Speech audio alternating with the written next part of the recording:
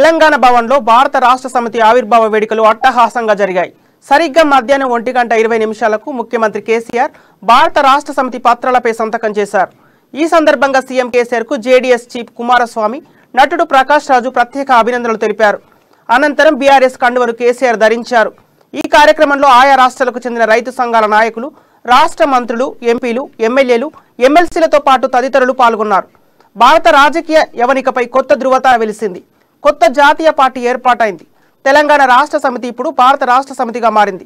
తెలంగాణను ఏ విధంగానైతే అభివృద్ధి చేసుకున్నామో అదే విధంగా దేశాన్ని బాగు చేసుకునేందుకు కదులుదామని సీఎం కేసీఆర్ దసరా రోజు పిలుపునిచ్చిన సంగతి తెలిసిందే. మన పార్టీ పేరు ఇక భారత రాష్ట్ర సమితి అని ఆనాడు ప్రకటించారు. ఈ ప్రతిపాదనకు కేంద్ర ఎన్నికల సంఘం ఆమోద ముద్ర వేసింది. పేరు మార్పును ఆమోదిస్తున్నట్లు పార్టీ అధ్యక్షుడు కేసీఆర్ కు గురువారం లేఖ రాసింది. దీంతో టీఆర్ఎస్ నేటి నుంచి బీఆర్ఎస్ గా అవతరించనుంది. ప్రాంతీయ పార్టీ తెలంగాణ అంటేనే టీఆర్ఎస్ పార్టీ, తెలంగాణ రాష్ట్ర సమితిగా గుర్తింపున్నటువంటి పార్టీ నేటి నుంచి బీఆర్ఎస్ గా మారింది. నేటి నుంచి బీఆర్ఎస్ భారత రాష్ట్ర సమితిగా కూడా పార్టీ గుర్తింపు తెచ్చుకుంది. ఇప్పటికే తెలంగాణ రాష్ట్ర సమితిగా ఉన్నటువంటి ఒక ప్రాంతీయ పార్టీని సీఎం కేసీఆర్ భారత రాష్ట్ర సమితిగా కూడా ఈ రోజు శ్రీకారం చుట్టబోతున్నారు. నిన్న సాయంత్రం సమయంలోనే ఢిల్లీ నుంచి కేంద్ర ఎన్నికల సంఘం నుంచి ఆమోదం రావడం జరిగింది. టీఆర్ఎస్ పార్టీకి సంబంధించి బీఆర్ఎస్ గా పేరు మార్పుకు సంబంధించి పేరు మారబోతుంది. ఈ రోజు దానికి సంబంధించినటువంటి ఏర్పాట్లు అంగరంగ వైభవంగా కూడా తెలంగాణ భవన్ లో ఏర్పాటు చేశారు.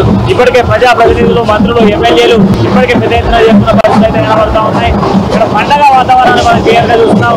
వివిధ రాష్ట్రాల నుంచి కూడా, పక్క రాష్ట్రాల నుంచి, కర్ణాటక, తమిళనాడు రాష్ట్రాల నుంచి కూడా కొందరి నేతల్ని, అక్కడ ఉన్నటువంటి నేతల్ని కూడా కేసీఆర్ స్వాగతించారు. ఈ రోజు ఈ ఉత్సవాలకు సంబంధించి, భారత రాష్ట్ర సమితి ఉత్సవాలకు సంబంధించి ఇప్పటికే మంత్రులు, ఎమ్మెల్యేలు, ప్రజాప్రతినిధులు, అదేవిధంగా పార్టీకి సంబంధించినటువంటి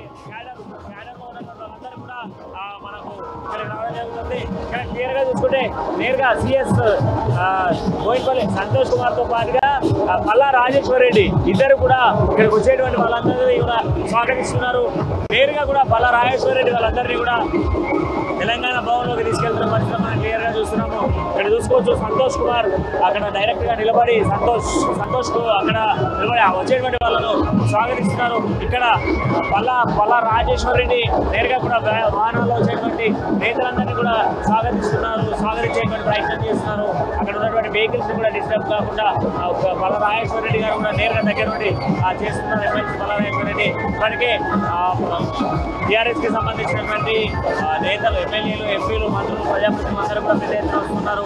ప్రతి ఒక్కరిని కూడా దగ్గర నుండి స్వాగతిస్తున్నారు. టీఆర్ఎస్ పార్టీకి సంబంధించి ఘనంగా నిర్వహించబోతున్నారు. ఈ అంగరంగ వైభవ ఉత్సవాలు అయితే ఘనంగా నిర్వహిస్తున్న పరిస్థితులు అయితే కనబడుతున్నాయి. టీఆర్ఎస్ పార్టీ నిన్నటి వరకు కూడా టీఆర్ఎస్ పార్టీగా ఉన్నటువంటి ప్రాంతీయ పార్టీని దేశానికి ఒక పార్టీగా, దేశీయ పార్టీగా చేయబోతున్నారు.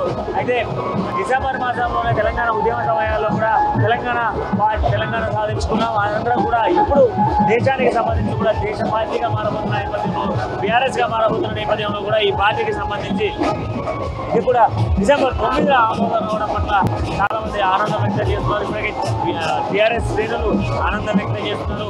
పండుగ వాతావరణాన్ని తెలంగాణ భవన్ వద్ద క్రియేట్ చేసిన పరిస్థితులు అయితే కనబడుతున్నాయి. పూర్తిల స్థాయిలో కూడా పోలీసులు పెద్ద ఎత్తున కూడా ఇక్కడ మోహరించిన పరిస్థితులు అయితే కనబడుతున్నాయి.